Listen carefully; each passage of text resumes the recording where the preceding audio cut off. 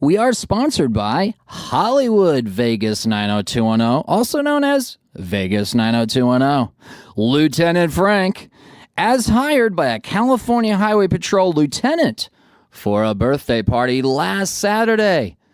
Lieutenant Frank, Hollywood Cap, Beetlejuice, Ron Burgundy, more.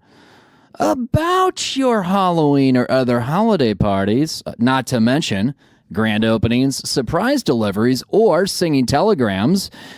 Got any characters of Vegas 90210? Book one today at Vegas90210.com. Hey, you want $5? While supporting this podcast, try Cash App. I did. So did my CHP birthday lieutenant.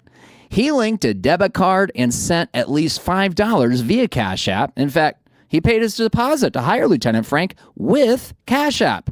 Then, $5 was instantly added to his Cash App account.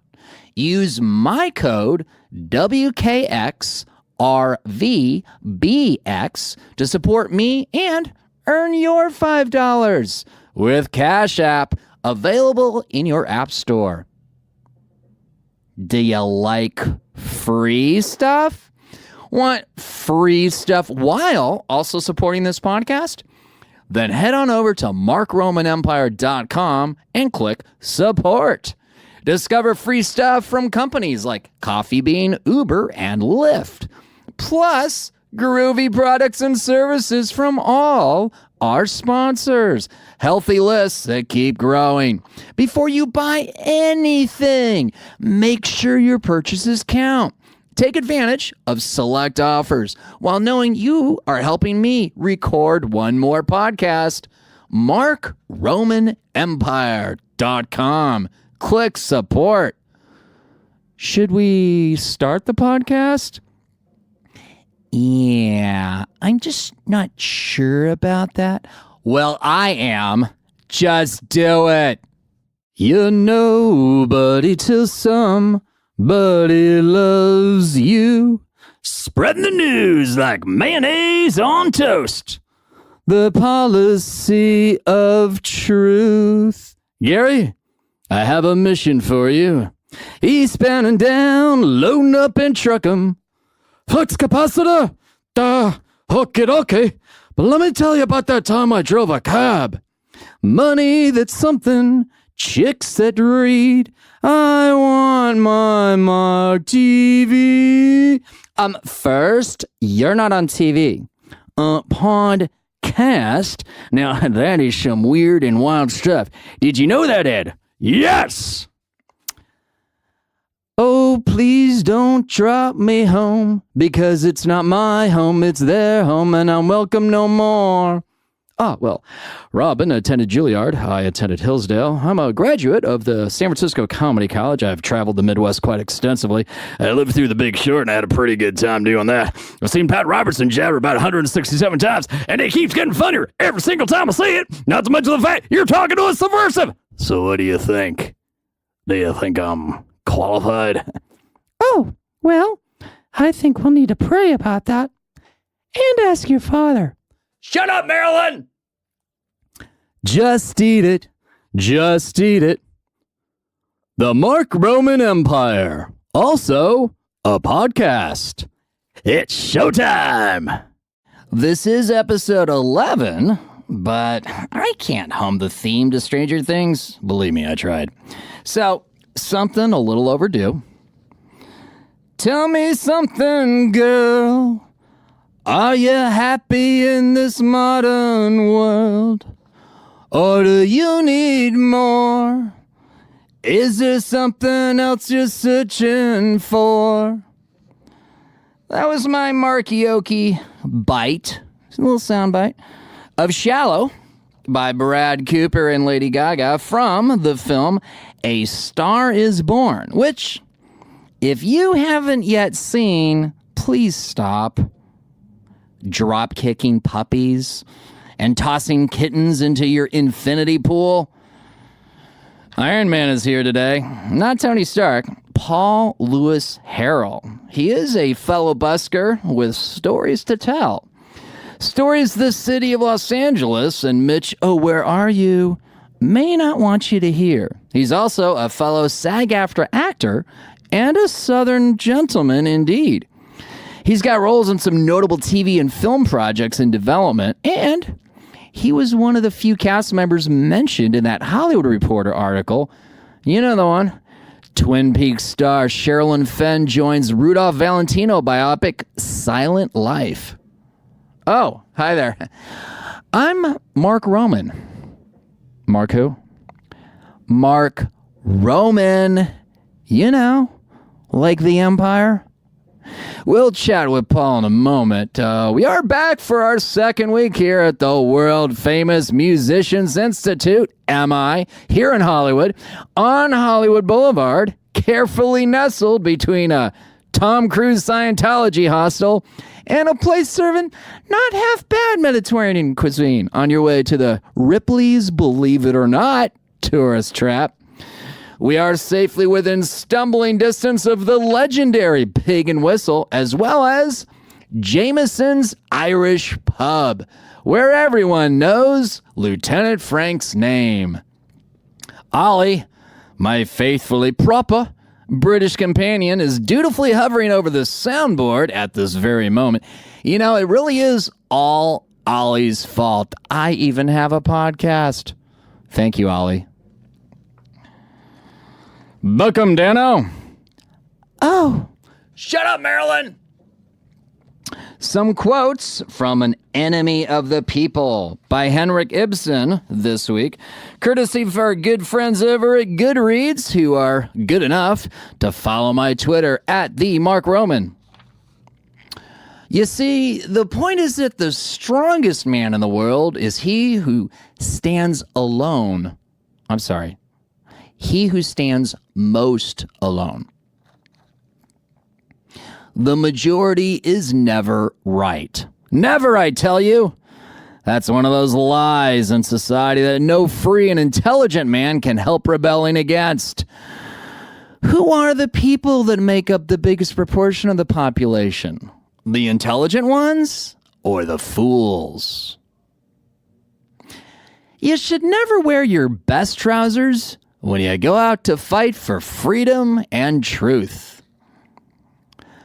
The most dangerous enemy of the truth and freedom amongst us is the compact majority. A party is like a sausage machine. It grinds up all the sorts of heads together and... I'm sorry, let's do that one over again. A party is like a sausage machine. It grinds up all sorts of heads together into the same baloney. There is so much falsehood, both at home and at school. At home, one must not speak. And at school, we have to stand and tell lies to the children. The idol of authority must be shattered in this town. A community is like a ship. Everyone ought to be prepared to take the helm. Well, there we go. Since the fake tycoon with the orange shroom likes to call the press the enemy of the people, I thought I'd read a little Ibsen there, like I did back in college, before they kicked me out for being the student press. Anyway, I thought I'd read some Ibsen. You know, someone has to. So what the hell is it, like open season on journalists or what? Washington Post writer James Khashoggi is killed by Saudis in Istanbul. Today, a bomb was found at CNN's New York office. Actually, a lot of bombs in a lot of places today. Here in LA, a mail center was evacuated over a bomb addressed to member of Congress Maxine Waters. This is what America Made Great looks like? Wow. The fake tycoon with the orange shroom worries about MS-13 amid the caravan of starving poor immigrants in Central America heading north. Got news for you, shroom. MS-13 is already here. They tagged the Jimmy Kimmel Theater on Sunday. True story, and I'll tell you that story here in a minute. You guys know the Mark Roman Empire, also a podcast, is sponsored by Mark Roman Empire swag. My poem, Son of Elmer Gantry's Bitch, autographed, only $15. Lieutenant Frank citations, previously issued to a real FBI agent for being Scully, as well as David Spade, Kelly Clarkson, and Joe Jonas. Also issued to 9,116 others. Lieutenant Frank citations, only $9. And let's not forget, Lieutenant Frank headshots, autographed, only $25. Simon Cowell got one for his work with Duran Duran. No, I know. You go ahead and tell Lieutenant Frank, okay? Hey, buy my poem, citation, or headshot today and get free shipping within the continental United States at markromanempire.com. Click swag, merch, groovy. We're also sponsored by Ella Dawn Designs. Hey, there's got to be a better way to travel with your shoes. Now there is. The trademarked Ultimate Shoe Bag by Ella Dawn Designs. Travel your shoes easier. Up to 8 pairs at a time, many styles to choose. To view the commercial and demo video, go to elladondesigns.com. Hey, save 10% when you use discount code ROMAN at checkout. elladondesigns.com. Tiger's Blood winning. This week's Mark Roman Empire, also a podcast, best listener contest passphrase is Paul Louis Harrell is the man. So let me tell you a story of Captain America on a sunny Sunday walking all the way to Hollywood Division. That's right. I got mad, guys. I got mad. This is my neighborhood, and I'm looking at I'm standing in front of the Dolby Theater. Okay, I'm Captain America. I'm busking. It's Sunday. I don't have a tailgate, so I'm doing that.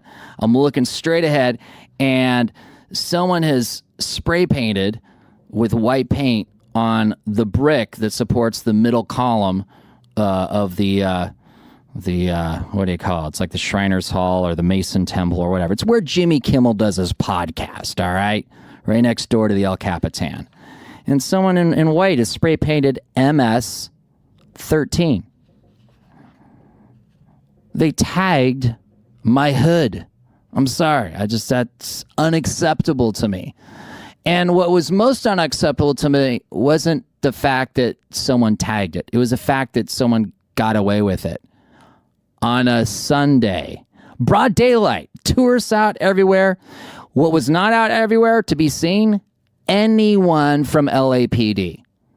So I hope no one got assaulted or no one had their purse snatched, because there's nobody there to do anything about it. And it's been that way for a long time, and it's really, really upsetting to me. So even though I needed to work, I just decided, wow, you know what? I'm going to start walking until I find either a uniformed LAPD officer or I find a cruiser that I can flag down and report this crime, because clearly no one else has, because it's still there. So I walk and I walk. I walk down Hollywood Boulevard. I go past Highland. I go past Pig and Whistle. I get to Wilcox. I turn right on Wilcox. I haven't seen any LAPD. I haven't seen any LAPD cars, no officers, nothing. I keep going down. I go past the post office. I go past that cool place. I forget what it's called, but it's got the bar on the top of the roof that I think has a pool, but it doesn't have a pool. But it's got cool festive drinks, and I went there a while back. And I went there with Anne-Marie Evans, who has got a cool script running around town. So if you're looking for a cool TV production, you might want to check into her script, ask her about it. Anyway, I keep walking. I go past Sunset, through Sunset. I go past the Staples. I go past that cool little movie house that's across the street from the Staples that you wouldn't even know is there, but it's there. And I get to within a block of the LAPD Hollywood Division where they film Bosch. Finally, I see a police cruiser, but it makes a right. It gets the fuck out of Dodge, and I'm already here. I'm all sweaty because it was like in the mid 80s. I'm in my Captain America suit, okay? I'm like just sweats just dripping down my brow. I'm pissed. I walk into the station as Captain America. What do you think's going to happen?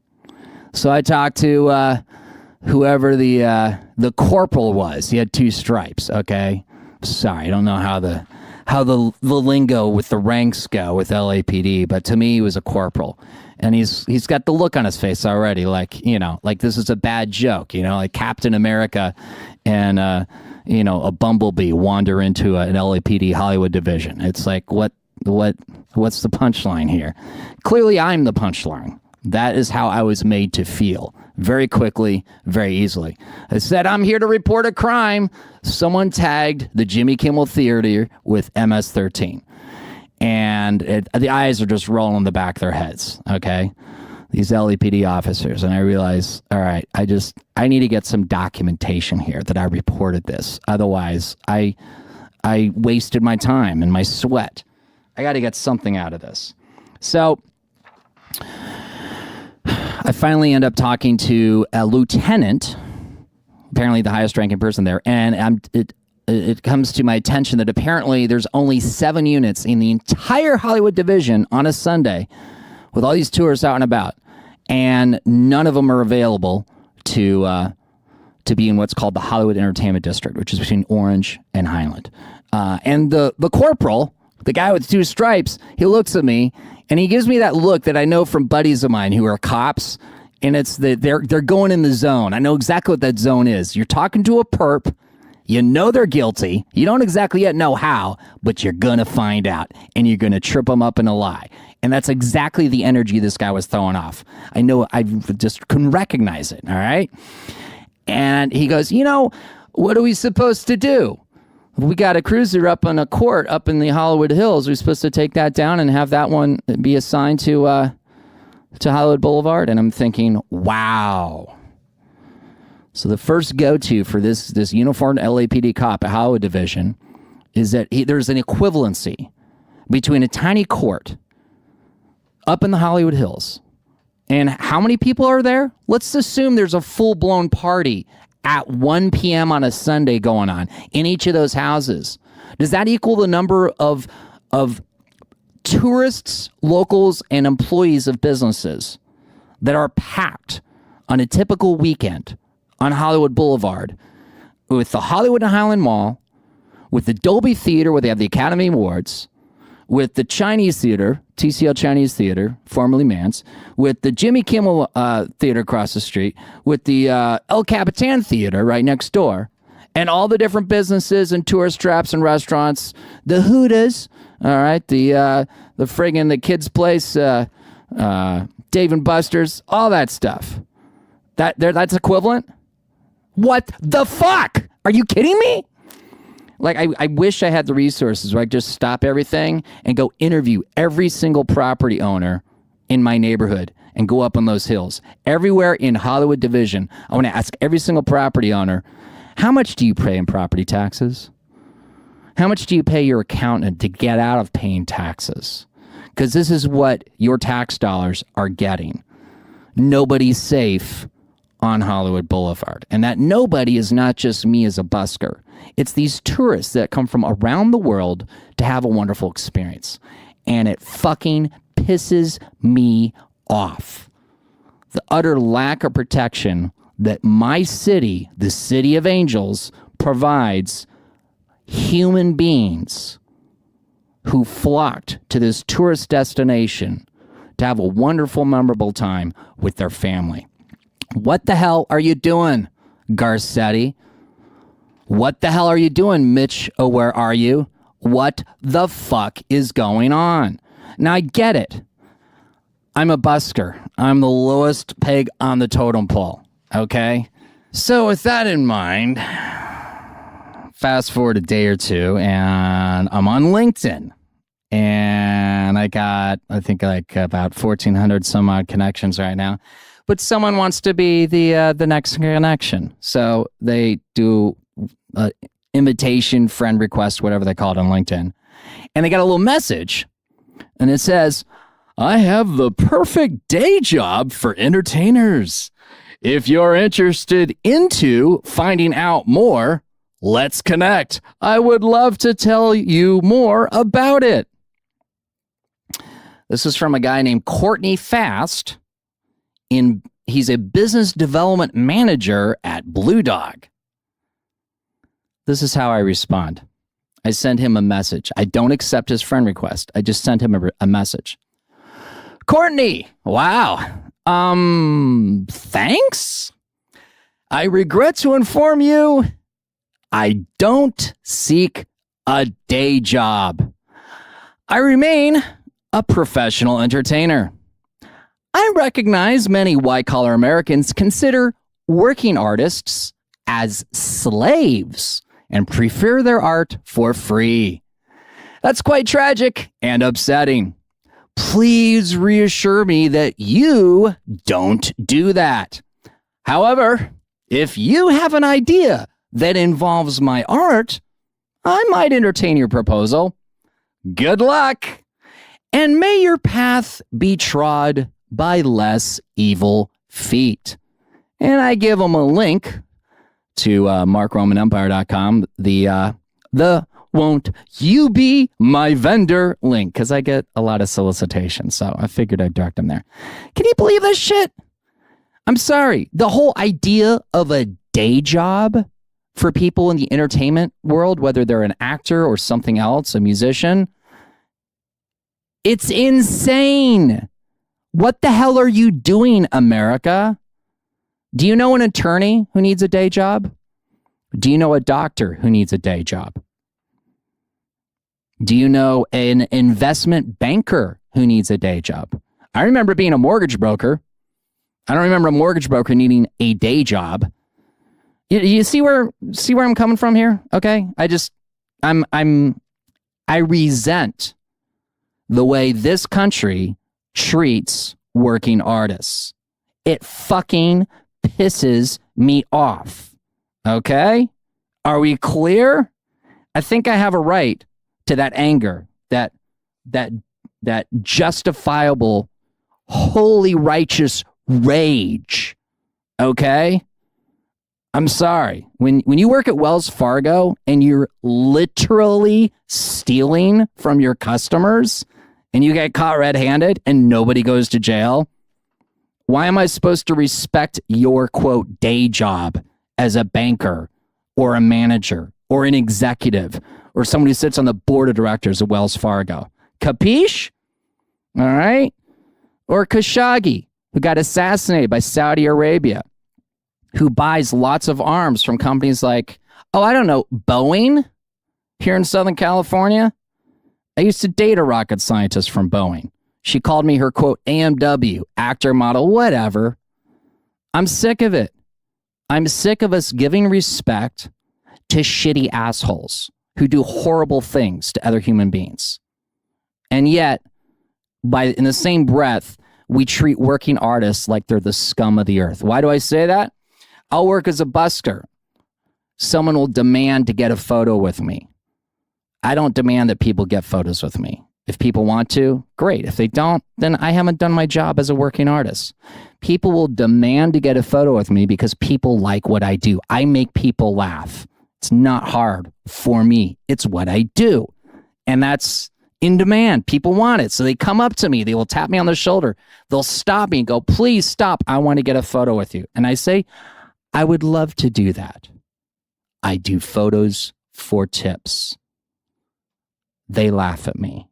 Not everyone, but a lot of people who are typically white, men who graduated from a university they're really proud of. And I'll say, yeah, no, I don't get a salary to be here doing what I'm doing. I'd be happy to do a photo with you. I do it for tips.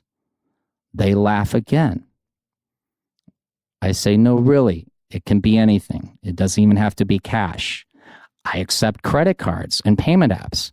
They laugh again, harder, as if that's the most ridiculous thing that's ever been suggested to them. the idea that a working artist could be a professional and have access to the same sort of tools that any other business owner or professional might access. If I ran into this just one time, you wouldn't hear me talking about it. When I run into it over and over and over again every week, that's why you're hearing about this. All right? So, sorry. Can we have fun now? Let's have some fun. Let me tell you about Taylor Vaughn. Oh my God, she is awesome. She just had her release party. I didn't have a chance to talk about it last week. This happened about 2 weeks ago. But it's good because now she is on iTunes, her new album. I think she's also on Stitcher and Spotify. Not Stitcher, I think just Spotify, a bunch of other stuff. I think it's taylorvaughn.com. We'll throw it in the show notes. But she is phenomenal. I know her because of her dad. He and I go back in the Bay Area days. Ashley was a friend of his that helped me get to LA in the first place. Long story I'll tell another time. But Taylor Vaughn, brand new album out. She is a force to be reckoned with. I see her having a great future as a musician, as a singer-songwriter. And I think you might want to check it out yourself and see what you think. Because she put a smile on my face. I think she might put a smile on your face. And if we need smiles on our faces, this is definitely a week we all could use a little more of that. A funny thing happened on the way to me complaining about MS-13 tagging Jimmy Kimmel's Theater. Pretending is a Texas cover band of the Pretenders, and they contacted me, or they liked my MS-13 post, and I'm like, well, who are these guys? And I looked into it, and I guess they started with the Bay Area, and I think they're in Texas now. But they are awesome. Oh my God. They're a lead singer. She really captures, the mojo, not just the voice, but the mojo and swagger, Chrissy Hines. So you guys got to check that out. We'll have a link of that in the show notes too. Pretending, the cover band of the Pretenders. They're phenomenal. And I would love to have them on the podcast. All right. Sorry guys. It was a little improv-y here this week. To get some stuff off my chest. Can you tell? Let's see. The week Twitter posts. These are at the Mark Roman. I had a Twitter post about why I hate my internet provider, Spectrum. Yeah, I had to deal with that today. I thought we were going to do happy stuff, Mark. Yeah. Well, I had ideas on sexual favors and Spectrum. That's also a tweet. Let's see. We had the tragic tale of Courtney Fast. Hashtag don't be Courtney Fast, which we just talked about. So you can see it for yourself. The evidence. Eddie Pepitone encouragement. You can never get enough of that stuff. And don't forget, hashtag Eddie Pepitone Tonight Show. Haven't forgotten you, Eddie, and still want you on the podcast. Talk to me, Eddie. Weird Al on how to get a groovy free sticker. You don't have enough free stickers in your life. Weird Al will show you how. I tweet about it. Why I lack confidence in the authorities in my neighborhood. I kind of talked about it a little bit today already, but there's some more info about that in the tweet. And lastly, a tweet of the week of mine, hashtag why I write, my contribution. Instagram. I got posts over there. It's Vegas 90210. Tailgating question.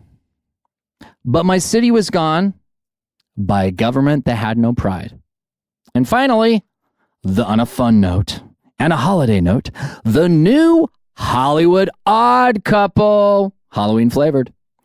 Where can you see me next? Well, there might be some Lieutenant Frank cameos on Hollywood Boulevard. There haven't been a lot lately, but I kind of feel like mixing things up. So you might see that. He might be in his jacket, though. It's getting a little chilly out there. Lieutenant Frank at football tailgates. I know there's a lot this weekend, but this will drop after that. Following weekend, there's none. Nothing on the calendar. Nada. So gotta wait to another week if you want those football tailgates, Lieutenant Frank action. I can't wait either.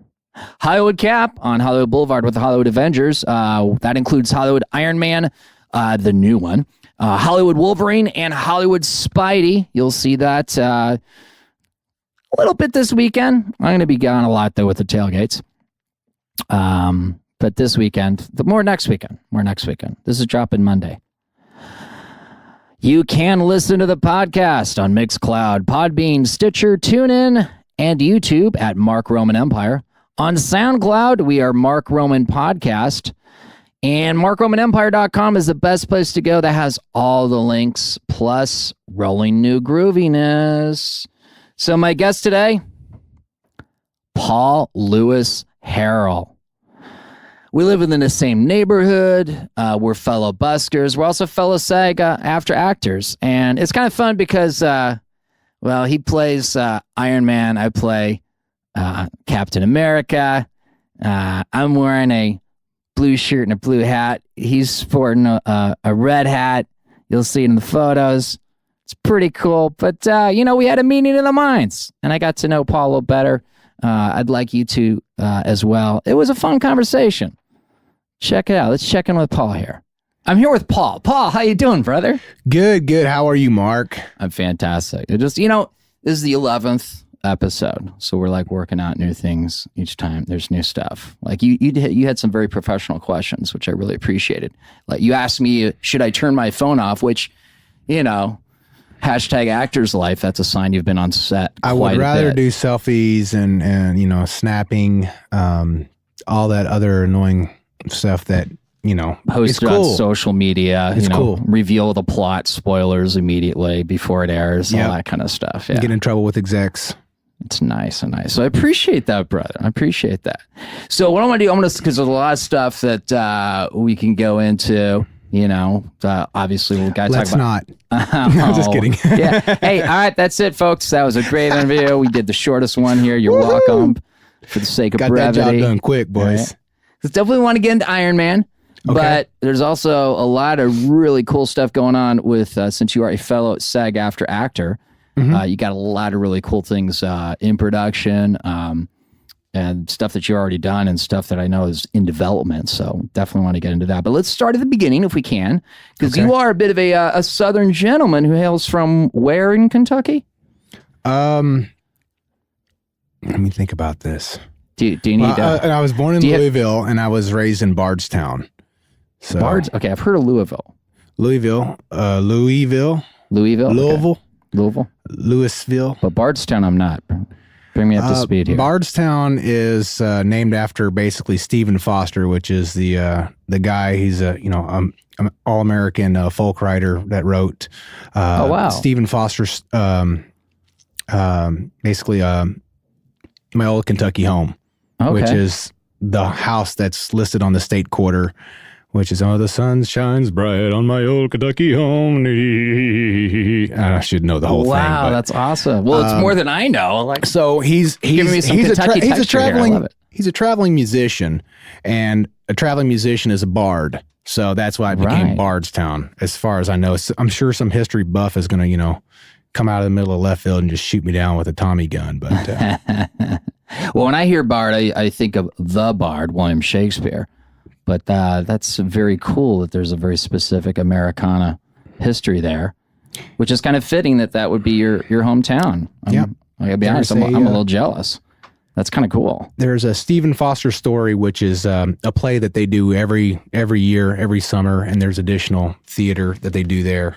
Wow. And they pride it. It draws a lot of tourism. It's one of the first 4 colonies in the New World. Bardstown was. Really? It's got a lot of old American history. And it's also coined as the bourbon capital of the world, TM. Okay. Hello. And so at the time, I think when that happened, I think it was around 17 distilleries. Forget about trying to count them now.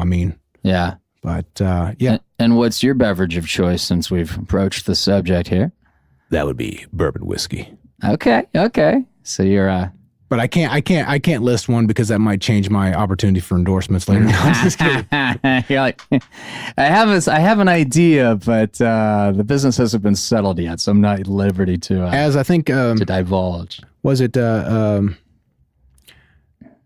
not Booker No, which is the descendant of Jim Beam, but Fred No, which is his son, said there are no bad bourbons, only better ones. Okay. So I think that's a pretty fair statement to make, I'm not a big bourbon guy, but I respect the mystique. Now, isn't there's a difference between here it's bourbon, and then on the other side of the pond it's called whiskey, or no? Well, sorry, my sound engineer Ollie here is about to murder me. Here's the that's why I'm asking. All right, it's like a first in, last out deal. It's like bourbon is whiskey. Okay, but not all bourbon, not all whiskey is bourbon. So okay, gotcha. even though our rival, Jack Daniel's, it's Tennessee whiskey, it does actually meet the requirements to be called a bourbon. Okay, at least according to Wikipedia. I mean, my Kentucky friends are gonna, they're gonna have my head on a stick whenever I go back for the holidays. But it has to be aged for at least 2 years. It has to be in an oak barrel, and the water has to come from a limestone source. And I think those are the 3 criteria to make a Kentucky bourbon. I might be wrong on that, but it's something to that effect. Specific. So there's bourbon, but then there's Kentucky bourbon. Bourbon's usually kind of like synonymous with Kentucky, but it's not necessarily. Okay. It's not necessarily. I mean, it gets kind of like somebody knows more about it than I do, but I know that's. Well, I mean, those 3 criteria. This might seem like, okay, you're an actor. Why are we suddenly talking about bourbon? But it's funny. I just saw something about Ryan Reynolds, who does Daredevil, also in the Marvel universe. And Ryan Reynolds does Daredevil? I thought he did Green Lantern. Talk about hate mail. Oh, man. Sorry, Marvel fanboys. Just mail it in. All right. He doesn't do Daredevil. He does Deadpool. He does the other D hero. Deadskin. Yeah, Deadskin. Dark Knight. The Dark Knight. And everything else in between.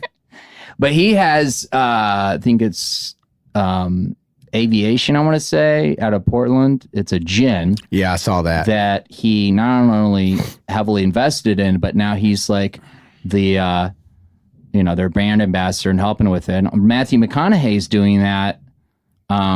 Somewhere not far from Kentucky, if I'm not mistaken. No, I think he's doing. What's he doing in Texas? I think he's Maker's Mark. He's a Texan. That's right. He is Maker's Mark. Maker's Mark. Yeah. And then and he's using the catchphrases from his original films, which all is right of that. Yeah, and others.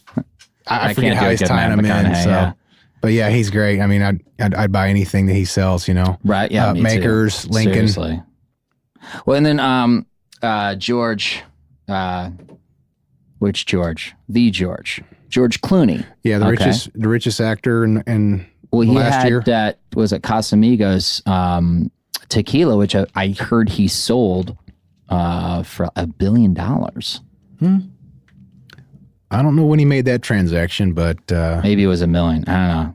It was Ryan Reynolds who said that, so take that with a grain of salt. Okay. Yeah, he might have done that. When is Ryan Reynolds not Deadpool? I'm just asking. I ask that with love. I just know that I saw an article, which might be completely fake news, that it was Clooney, I think for 2017 did like something around like $230 million.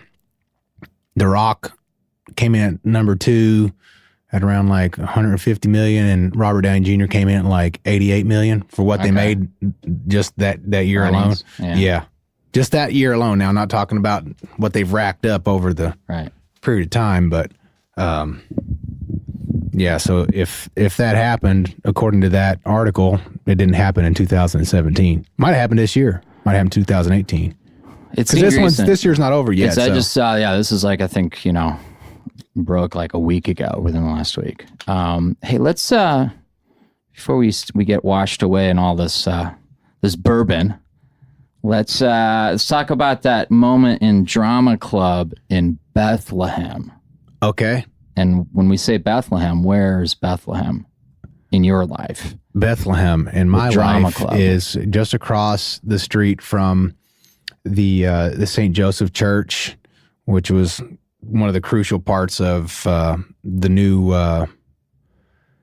frontier, the new American frontier, where the Bardstown was started. So that's part of the proto cathedral, etc. This is in Kentucky. Yes, this is in Kentucky. This is not in the Middle East. No. Okay, this is Bethlehem. So because we don't really know that Jesus was from the Middle East, do we?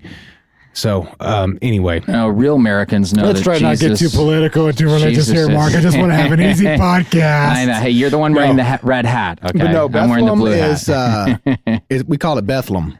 It wasn't Bethlehem. We call it Bethlehem. Bethlehem. Bethlehem, because makes sense. In the South, you just like skip a lot of stuff, right? You just that's how we call it down there. We just call it Bethlehem. Casual.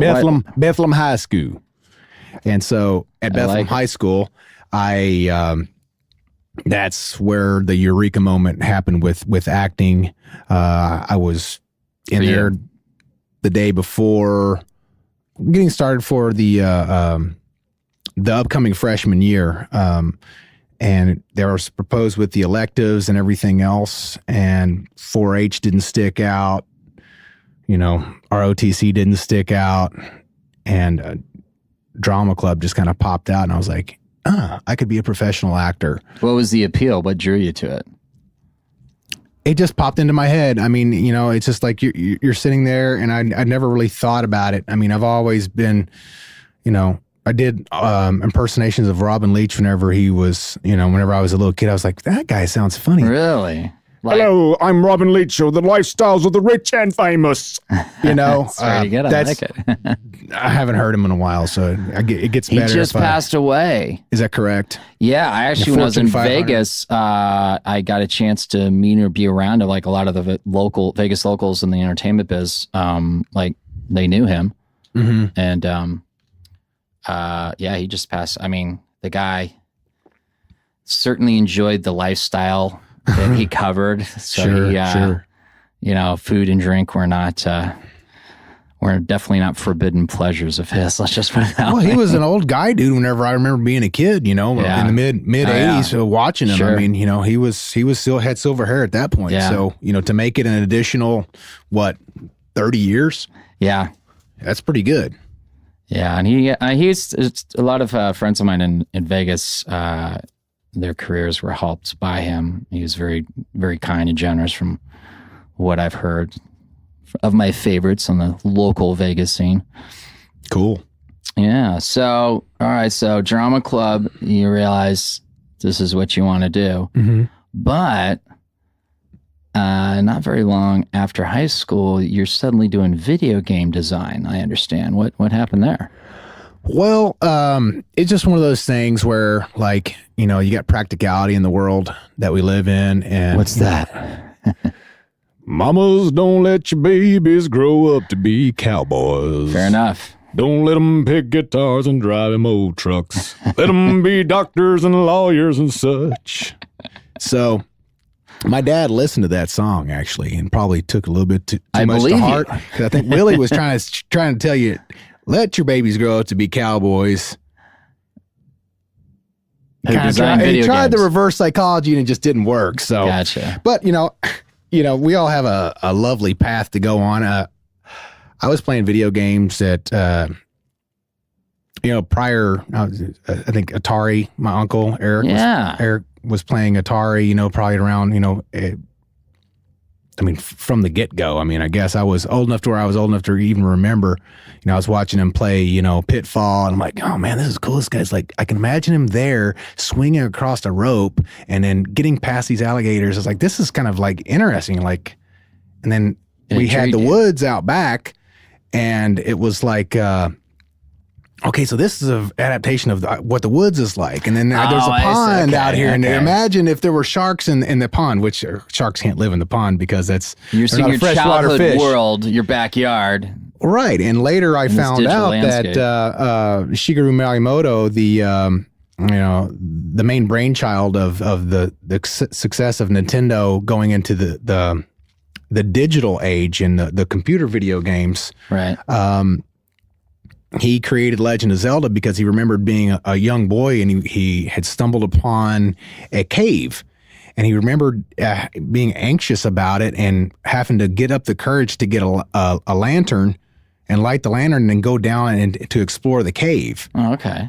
And, being being a little boy and having a stick and pretending it's a sword and, right. beating up your little sister with it, Or little brother, whatever. Or whoever's whatever around. Little you got laying around. Whatever poor little animal or, sorry to all the animal rights activists, but we had to kind of pave the way with those poor little critters of nature. Some kids have done that. Boys are just horrible. Little demons. We fully are aware of that. And then we get older and then the women start talking sense into us, so it kind of balances itself out. Is that what the women do? Last time I checked, okay. I did. All right. They do a lot of other nice things as well. Gosh damn it, Mark. I know, this is suddenly becoming like a Bill Burr, Jim Jeffries episode, which I'm not complaining. There's nothing wrong with that. But it's creative, and you're taking something and you're telling a story and you're building something out of nothing. With video games. With video games, and what I liked about it is if I was alone and it was me in that video game, I was in my own world. I was imagining, because the graphical representation at that time, it was kind of like reading a book. It was like an easier book to read because you're getting the stimuli coming back in through the video game controller and the screen, and you're actually making it happen. You're making it progress. So it's an active storytelling. You're a character in the storyline, yeah. Right. It's like they call RPGs, which is a role-playing game. Which, right. Yeah, every game is a role-playing game. So in a sense, you're acting in a way. Without actually you are being an actor. You are an actor, an agent in the game, or an avatar in the game. Not as the movie Avatar, but an avatar means you're a player character, right? As compared to Ready Player One, and an NPC, which is a non-player character. So an NPC? NPC is a non-player character. Like if, say, example, you've got a video game and you got a guy in the town that you have to talk to, and he's the drunk that's at the bar. He's like, and he rambles off something. And he somehow rambles off some password. But it's not like that. That's another guy. That's not another guy on the other end. It's just a computer. He's this basically like he's a under 5 actor in the game that helps advance the story. You got to go really old school with me. So it's like in Pac-Man, I'm Pac-Man. That's the player, but the ghosts flying around, that's the non-player. Right. Okay. That'd be correct. Cool. Yep. So, back into that and going through Full Sail University and going through... and at this point, you're in Florida, right? Yes, that's correct. Orlando, Florida. Winter Park. Going through classes like Structures of Game Design. Why Florida? What? That's where Full Sail's based. Okay. Yeah. And now Full Sail is good for video game design? They actually had film and stuff as well. Okay. They had film. They had recording like they do here at MI and digital media, computer animation, show production, just to name a few. Okay. Mm-hmm. Entertainment-based stuff. Gotcha. So you got a degree there? That's correct. Okay. Associate of Science in Game Design and Development. And then you got a job or you started your own business? I hated programming. And I had friends of mine that already had bachelor's degrees before they came in. I came in a little bit late. I didn't come directly from high school. I was like 22 when I got there. So that was enough time for somebody to actually say, okay, I'm 18, now I'm going into college, and basically be already out of college. And some people were already out of college that were my age, and they'd already had bachelors of science and, software engineering. And so they're writing stuff that's, 10,000 times more complex than what I could write. And I'm not geared for it. You know what I mean? I'm more like. So you're realizing maybe this is not for me. Yeah, after going through that whole process, which it was very difficult. Is this about the time that you discovered something called the Dead Walk? Yeah, somewhere around in that time. I was on MySpace and happened to see a thing go through, and it was down in Melbourne, Florida, which is a little bit south of Orlando, southeast, and it was a cattle call for zombies, and I just went down there. For our listeners that don't know what a cattle call is, what's a cattle call? Cattle call means it's just like... it's a film term. It's a film term for getting everybody and their mom out there and just, we'll see what happens. First come, first serve. and gets many cattle in there. How many people typically with a cattle call? This is for background actors, right? Yeah, it was for background actors. I just wanted to go down there and get my hands on something and just do something and just go where my curiosity leads, and figure out how am I going to pick this back up. And gotcha. Yeah. So it's cattle call. Is that like 10 people, 20 people? No, man, they had a lot. They had a lot of people. They had like close to like 100 people. Oh, okay. That showed up randomly. It's a big group. Yeah, that was what the original, social media, MySpace. I mean, they got some people to show up out there. Interesting. Yeah. Don't know how they did it. Don't even know what the algorithms were or how they managed that with that old spammy. So you get on the set as one of these almost 100 background actors, and what did you think? I mean, I wasn't really thinking. I was just kind of like acting. I was not acting. I was just like doing, like I saw that they needed help, and I was like, there was some chaos. There's a bit of chaos, when you're dealing with a cattle call, and they were like, "Hey, can you help us like kind of like finagle some of these guys and help people get seated where they need to get seated?" And they recruited you to be a wrangler. Yeah, well, they recruited me to be a wrangler, so I picked up a production assistant credit. Nice. And I was just like, they needed help. You got on the job training. Yeah, I got on the job training, and I just went down there and just wanted to get involved, get involved in the process. And then they gave me a special scene where I bring down one of the leads. So it was kind of like a featured extra part where the zombie with the afro. So now how kills one of the leads. How are you feeling about the video game design?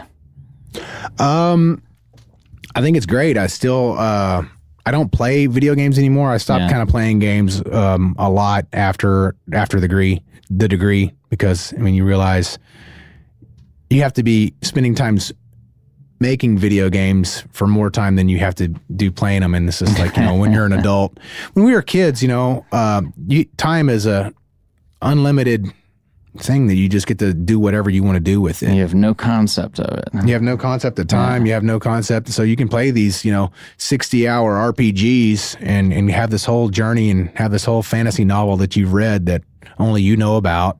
And of course, other people that have played the same game. And, you don't have any timetable, Right. You don't have a rent to pay, that's a privilege. So you're acting though now with the Dead Walk. So right. What happened between then and, because you end up in Hollywood at some point. Right. Correct.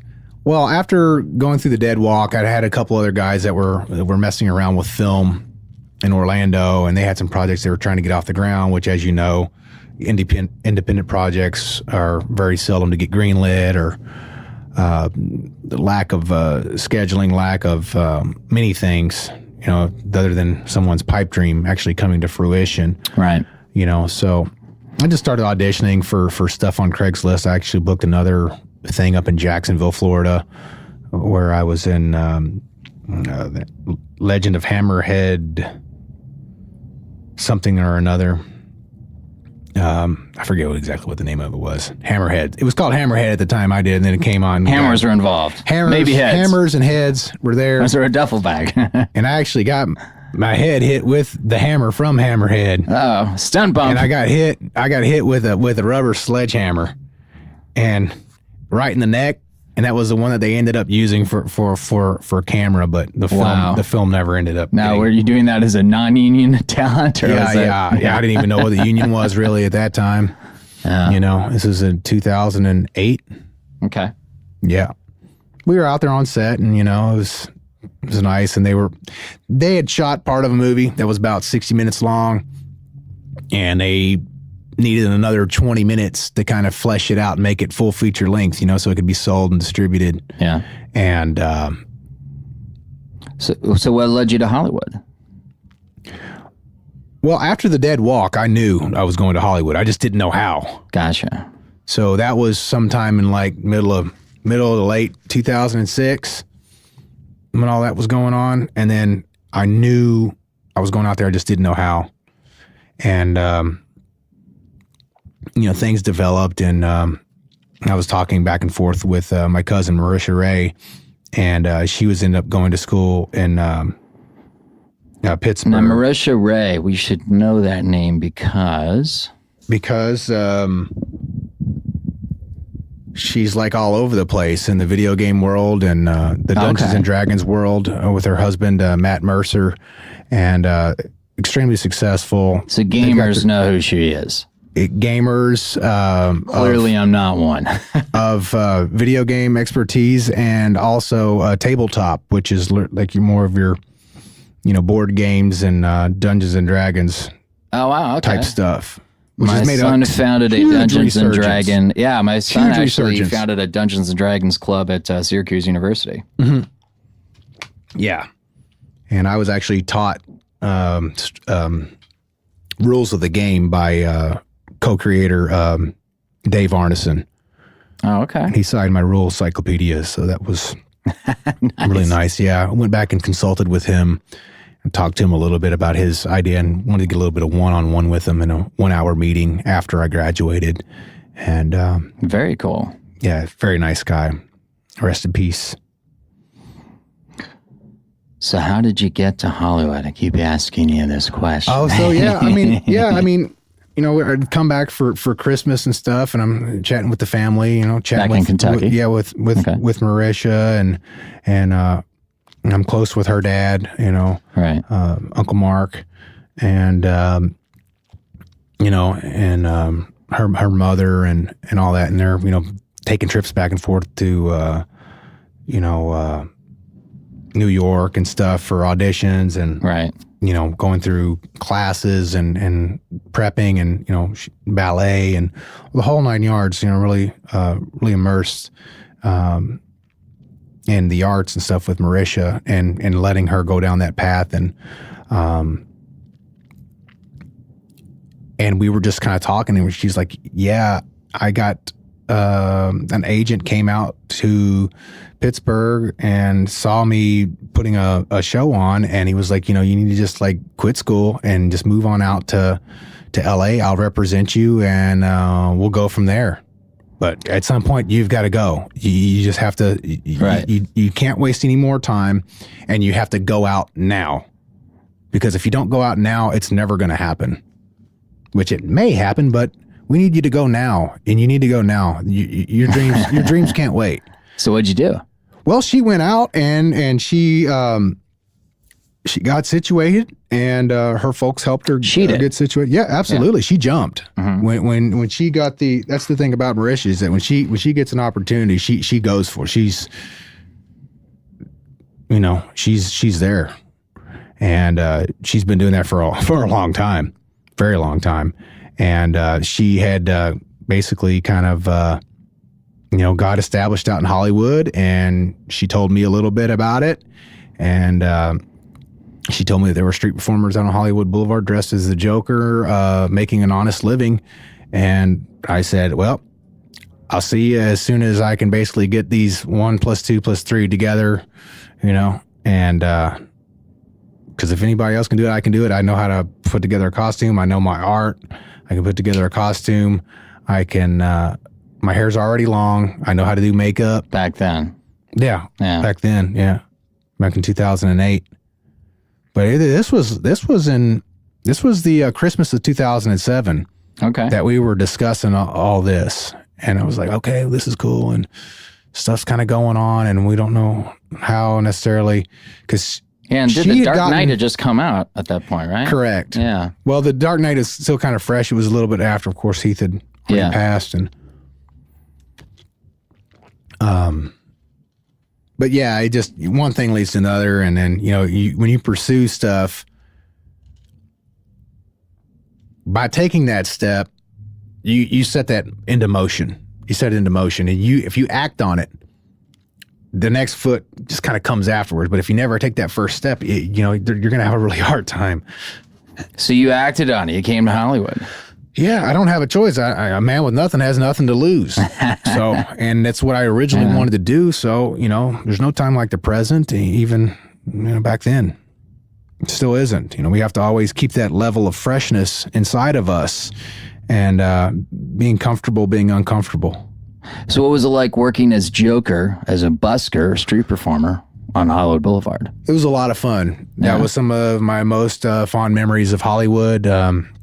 Getting acclimated to the audition technique and going and making my own living and having my own apartment complex that I'd paid for completely on my own with no roommates. Right. Being my own boss, building my confidence in that way. And so you're effectively running your own business. Yeah. Yeah. And if you don't realize that you're running your own business as an actor or anything else in entertainment, you're really mistaken, correct? Exactly. Yeah.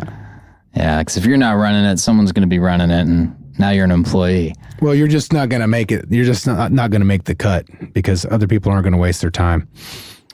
Exactly. Now, at some point, Iron Man came into the picture. How did that? What was the transition from Joker to Iron Man? Well, I have this human condition. It's called always wanting more. We're all kind of like damned. You're the only one. Yeah, I'm the only one. I'm the only human here. At least in this room. No, just kidding. How you doing, Oliver? Don't kill me. Dude, you're not supposed to know he's in here. Ollie is a presence, but he's hovering over the board. Yes. But yeah, I mean, you know, you want to do something better. The makeup being on the skin all the time it clogs up the pores and right. You know, I can remember from doing Beetlejuice that one time. It's crazy. And you know, and you're doing your own makeup too. So I was doing my own makeup, doing it, but then having to deal with it on your skin and deal with it, have it on my skin, and you know, having the green in my hair all the time. I didn't dye the hair. I just put the green makeup in the hair, and you know, and doing the voice and you know, playing essentially the devil. You know, on a day-to-day basis. Of course, you have to play it kind of as a comedic way. You know, right. on the sidewalk, because you have to make people laugh and you have to find some type of way to be not creepy, not too creepy to where you don't make any money, and yet be able to, if someone is interested in your personality as you got to be legitimate. You got to deliver this believable character. Then you get an opportunity to go into it and say, okay, well, I'm going to do an impersonation of Heath Ledger. Yeah. You know, at this close, intimate range, which no one else is going to be able to give. And he shared it was like a pretty grueling and intense experience for himself. It's iconic. I mean, you know, it just. I don't know. It's just probably the best Joker probably of all time. And, you know, it's easy to say that now because he's not with us anymore. But, I mean, I can go back and watch that movie anytime and just go, golly, man, wow, that's crazy. I just watched it again about a month ago. Yeah. So scared. Because he's just like, you know, that Joker guy, he's just, like that's what my dad said. He says, well, he's not to be messed with. Right. And he did that after Jack Nicholson's performance, which was classic and iconic. So that was a tough act to follow, and he did it. Sure, absolutely. Made it his own. Yeah. So how did Iron Man come about? Well, not wanting to do the makeup, you know, I can hide underneath the mask. Nobody will ever know who I am. This was Iron Man had just come out in 2008. And so it was the beginning of 2009 when I arrived in Hollywood, January 5th, 2009. Going through, I was like, I want to do something better. You know, I tried other characters. I tried Gambit from the Wolverine Origins movie, and it was just like not enough screen time. I started figuring out what in pop culture, what makes people respond. Right. In the general public. How do you come through all of the mediocrity? Because there's a lot of noise out there. Well, there's a lot of noise. There always has been a lot of noise, but there was less noise at that time in different ways. But if you're performing a character as a busker, as a costume character, you got to do something that is going to grab people's attention. You have to do what the general public likes, not what you like. Right. That's the way I explain it to people. You know, you don't get to go out there and get to do, you know, even something as popular as like Sailor Moon. I mean, it's like, if you're not in the anime world, you don't know what Sailor Moon is, even though it's fairly iconic. She's like a space princess thing. Okay. You know, and really big in anime. Sorry, anime. My son probably knows. He loves anime, so yeah, I'll ask him. It's like a quintessential thing of anime, like aside Akira. Okay. But Yeah, I mean, so you got SpongeBob, you got even Mario doesn't make it out there on his own. Like he'll make a certain amount, but you gotta have something like SpongeBob or something that's new, like a Pokemon did well right there when Pokemon Go came out, and then it came and went. No, so you could do a mainstream, probably I don't know, what's that thing that they're all playing now, Fortnite. Oh yeah. Maybe that would work. Probably not, just because it's popular among the gamer community, but it hasn't emerged in a feature film where it's been shown to the general public that it's going to really, really have that ingrained into the psyche of the American people, or even furthermore into the world, because you're dealing with an international market out on Hollywood Boulevard of the people that you're trying to attract to what you're doing. So, for example, a friend of mine would do Napoleon Dynamite. A lot of the Americans loved it, but it never got an international distribution deal. So the Japanese just didn't know what the hell it was. They just thought it was some really nerdy ass dude out there, asking for $1. Right. So I knew Iron Man was already a super success. I loved the movie. It was just a lot of fun. It's standalone. Forget all the rest of the superhero stuff. Kind of caught everyone by surprise a little bit because no one really knew how it was early days for Marvel back then. Correct. It's hard to remember that now because it's other than X-Men, so iconic. There was no success with Marvel, which is actually, that's Fox, right? I mean, yeah, X-Men was Fox. Yeah, right. Correct. Yeah. So you do an Iron Man. So yeah, how am I going to get an Iron Man costume? They don't exist, Yeah, right. They don't exist. In 2010, there's no Iron Man costumes out there. There's one guy, and there was a guy named Timeless Movie Props, and he had an Iron Man suit, and he wouldn't sell to me because I was going to use it to basically to make a living. And little did I know he'd been served a cease and desist by Marvel already. Oh, really? Yeah. So I didn't even know that, but I later found that out going on down the pipeline. I was on this website called what's that movie? What's that website called? The RPF, the Replica Prop Forum. Okay. And just finding out, and a friend of mine was a stormtrooper, also a Batman at the time. Mm-hmm. He kind of told me, says, yeah, dude, this is what you're into. This is what it's going to cost if you want to get this thing made. It's going to be around, anywhere between $3,000 to $5,000. He's like, dude, these guys don't have this stuff just sitting on a rack. Yeah, right. These guys don't have this stuff sitting on the rack. They have to custom make it for you, and they have to go and paint it and all the stuff that's involved. You got to understand. And so he had a sand trooper costume, and he's like, here, dude, put on a sand trooper costume so you get an idea of what it's like to be in armor. And I was like wearing this. I was like, dude, this ain't like the Joker. Being out there in a costume, it's made out of cloth as compared to wearing, plastic armor. Right. You're wearing armor, whether it's plastic or not. It's difficult to move. Yeah. It's just you're in a helmet. Your vision's limited, and is it suffocating? Do you feel your... Sure, absolutely. I mean, I'm extremely claustrophobic. Oh, really? Absolutely, yeah. And I had to get over it. You did it anyways, huh? You don't have a choice. Wow. Not if there's something that you want, and there's something that you want to achieve. You have to face your fear and get on with it. You're an entrepreneur. You're out there doing crazy stuff. So make it happen. So I want to get some of the other things to talk about here. What happened? Were you able to get that costume, or you get a different one, or? Yeah, I ended up finding a guy in Vegas that was already prototyping one. Okay. And it turned out that one was a lot better, lighter. Oh, and, cool. It was just phenomenal. Dark Asylum, props, miles and miles above anything that was out there at the time. And nice. I rocked it for a long time. People were like stealing the photos and stuff online and ripping people off from the photos that I was in when the suit got completed and the photos were taken. It's impressive to see you in that suit. Thank you. It's very impressive. You're like, wow, it's a Mark III replica, the original Iron Man. I was getting it commissioned right before Iron Man 2 came out. And I'm going to tell you, the suit finally got done. It was like a month after Iron Man 2 had come out in the theaters. And I'm going to tell you, I was slam, bam, thank you, ma'am, out in Vegas. I was just boom, boom, boom, boom, boom, one photo.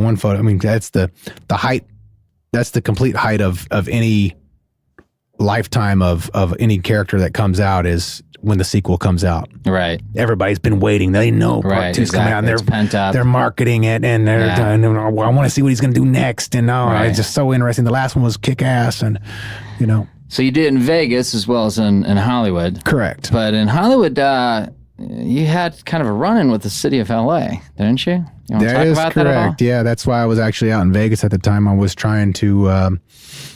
what happened in LA? I was raising money, finishing out, doing the Joker, because I found out earlier that you could go to Vegas, and Vegas was actually a lot better than Hollywood. And for busking. For busking. Back then, and I was actually... I was out there, and I got a phone call from the guy who was Batman and gave me the Tony Tommy. Mm-hmm. And he said, "Hey, man, there are just a lot of guys out here, man, and they're arresting all the characters, man. You should be out here, man. It's a lot of fun, And I was... they're arresting the characters? Yeah. Yeah. In L.A.? Yeah. They're just arresting them, man. For what? What were they arresting them for? I don't know, man. Just for being characters, I guess, man. And okay. that's kind of what it was. And I just said to my girlfriend at the time, I said, "Do you want to go back to Hollywood and get arrested?" And she said, like any good girlfriend would, "Sure, honey, whatever you want to do." Nice. And it was me, and then another friend of mine that did Wolverine. And we all three ended up getting arrested.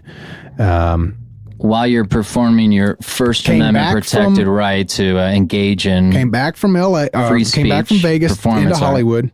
On public property. Yep. On city streets. And they gave me the opportunity to go straight to jail, and they gave them the opportunity to walk away. The character stuff is done out here. Wow. And... what year was this? This was in 2010, in June. Right before tour season was getting ready to get kicked off. 8 years ago, correct. And then we had our criminal charges dropped, and then we took it to Carol Sobel, who was Matt Wolverine's one of his drop-offs when he was a motorcycle courier, and she decided to take our case because he just knew her through, And I just knew, I had a feeling that, what's going on is not right. And if I don't do something about it, then my personal living is going to be compromised, and my dreams of pursuing Hollywood is going to be... So you guys sued the city? Correct. And we won. Nice. And, that's why we have, any and everybody out there on Hollywood Boulevard today.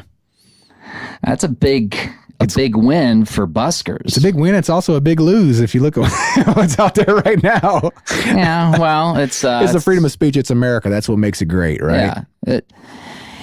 Do you get a sense that since that the city felt a little stung by the settlement they had to pay out? That's what Carol Sobel told us that would happen. Yeah, that the city would wash their hands, and because it really feels like the city is just completely abandoned.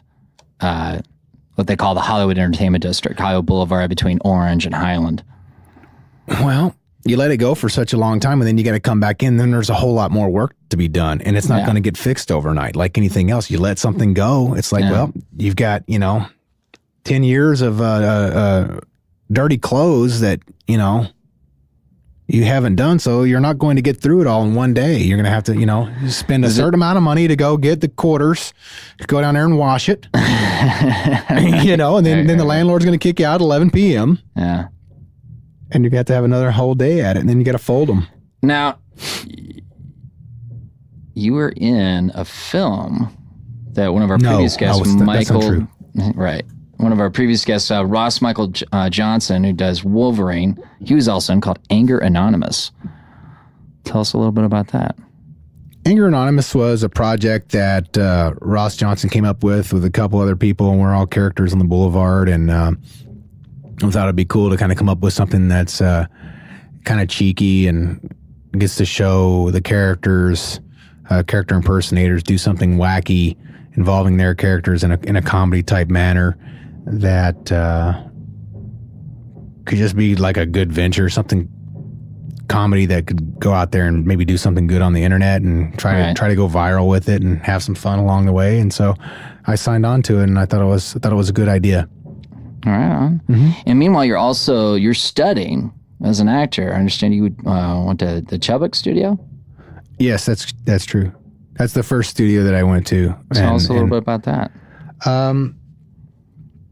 There was an actress that I had met in Hollywood. Her name is Dina Summer, and I met her in 2009, and she was telling me all about this world-renowned acting coach, Ivana Chubbuck, and I was like, wow, really cool. I was like, well, man, I'd like to go to that school too, because I want to be trained by the best, and I got into the beginners class. I don't know. She might have got in at probably the intermediate, not the master.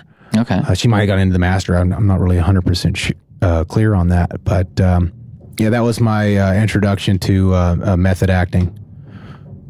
Nice. Yes, sir.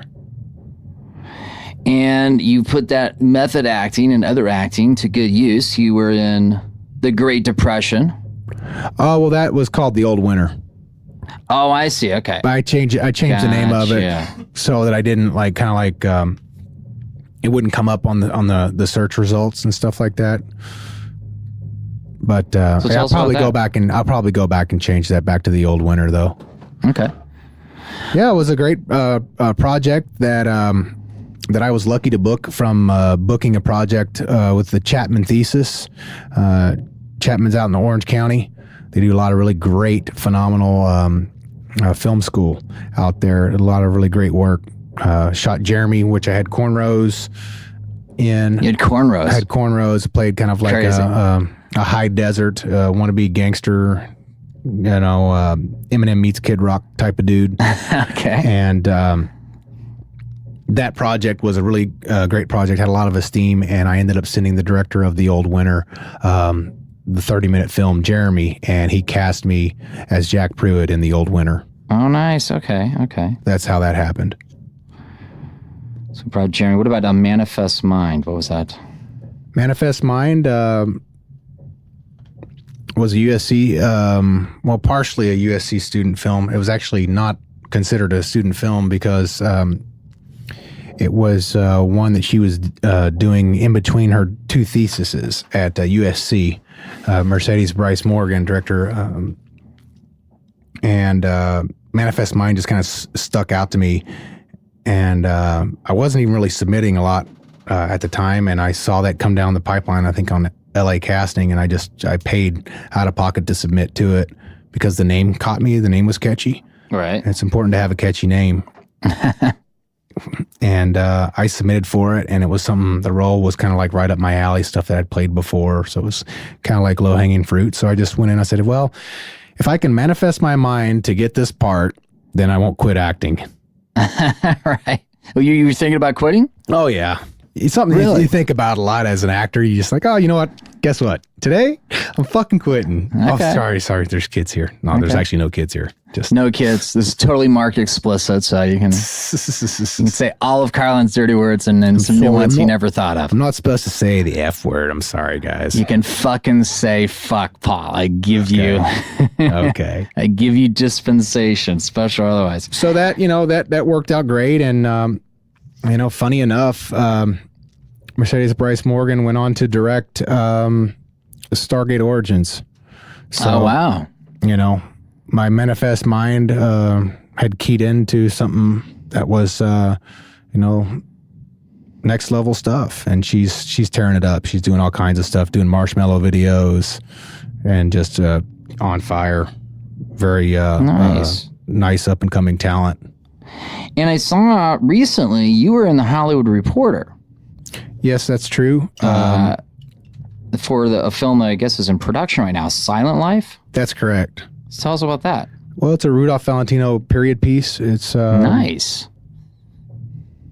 It's got a lot of really interesting stuff that deals with Hollywood and the ideas of Hollywood and the dues that people take to make it, and of course about Rudy, people that Rudy knew. But it adds a lot of elements into it that just are about Hollywood in general and about how, there's a million people out here and there's a couple that make it. And there's a lot of stories about the walk of shame and, and I got to play silent film actor Norman Kerry. So that was okay, cool. That was a nice thing I got to be involved in. And you got a few films and also it looks like some TV, Blackstone in development. Are you at liberty to discuss any of these? Because sometimes you're not. Blackstone, I play a coal mine manager in that, and 1920s, and we'll see what happens with it. It's still in development. Mm-hmm. I did some pretty deep auditions for that. And there was there was a 10-minute audition that I had put together for them, and they told me that I was out of the 5 people that they auditioned for that part that I was, that I did a good job. Well played. Nice. And then can you discuss at all Vermont Street, Orchid Avenue, or Green Oaks Drive? I'm noticing a trend there. Right. Well, those films are currently in the script development, and this guy's just wanted to do a whole lot of everything, and he's gotten a lot. He just writes and writes. He's got a lot of. It just naturally comes out of him. Some writers have a problem with writer's block, and this guy doesn't. And he's prolific.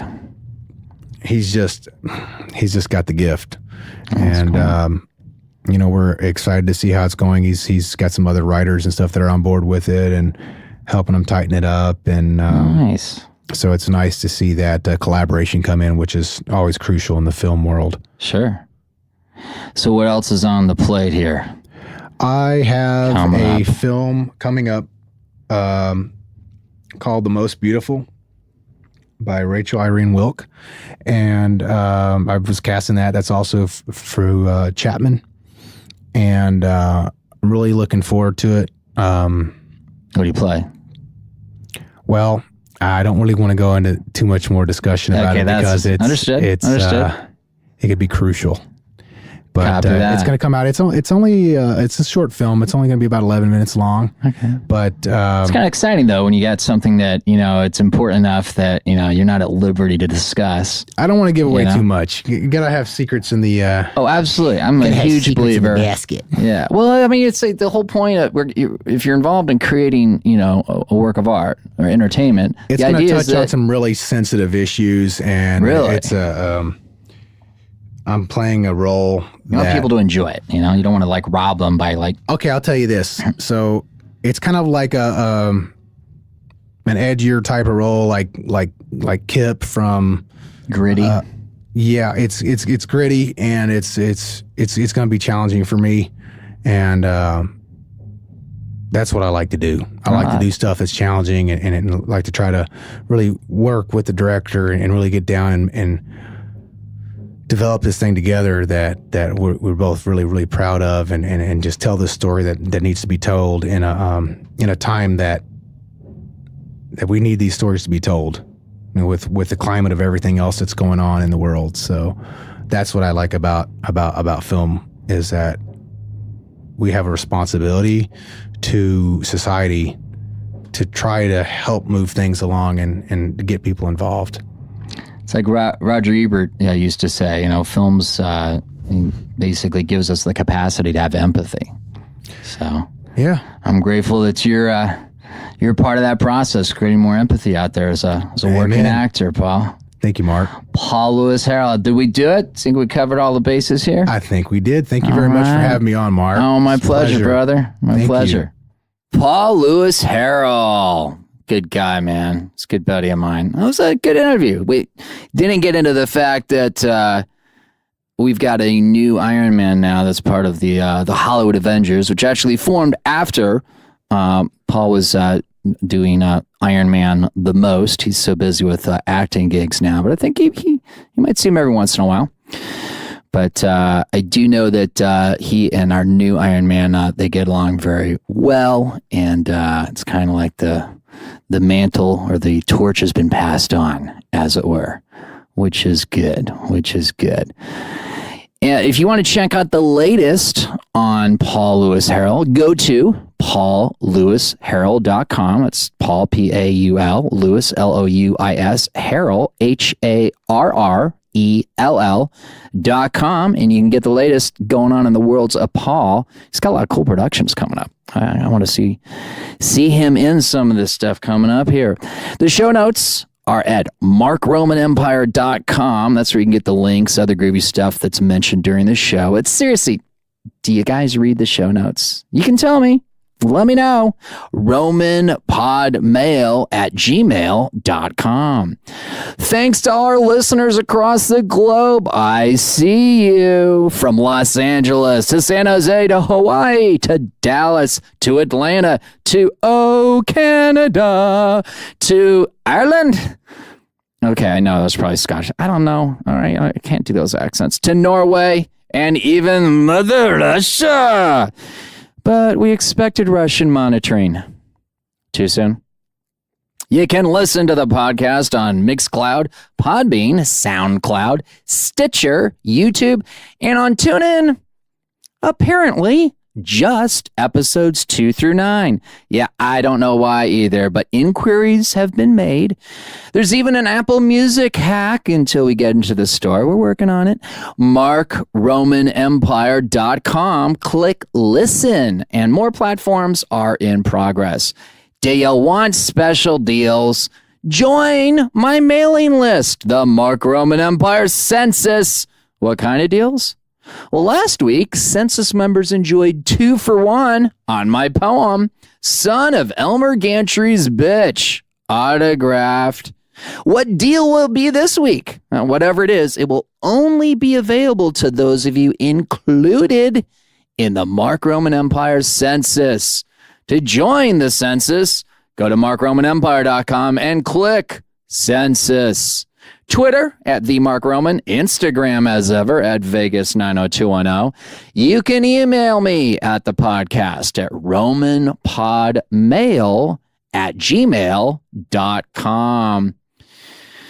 Kind of getting used to the new digs here at the Musicians Institute. I like it. I like it a lot. I like being able to walk to my work. Is this work? Can I call this work?